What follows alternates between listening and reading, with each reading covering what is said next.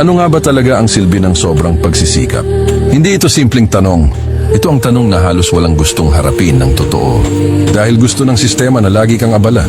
Mula pagkabata, tinuruan tayong isipin na ang kahulugan ng buhay ay nasa likod ng isang bagay. Tagumpay sa trabaho, sapat na pera, perpektong relasyon, o sa araw na masasabi mong nakamit ko na. Kaya tuloy-tuloy tayong tumatakbo papunta sa hinaharap. Umaasang doon magiging malinaw ang lahat. Pero may isang bagay na walang nagsabi sa'yo. Hindi talaga dumarating ang puntong iyon. Makukuha mo ang promotion pero ilang araw lang ang saya. Mabibili mo ang bahay na pinangarap mo pero kalaunan parang kulang pa rin. Maiipon mo ang perang gusto mo pero mapapansin mong nakalimutan mo ng mabuhay sa kasalukuyan. May tawag dito ang psychology, hedonic adaptation. Palaging bumabalik ang isip ng tao sa normal. Nitong emosyon kahit gaano kalaki ang naabot mo.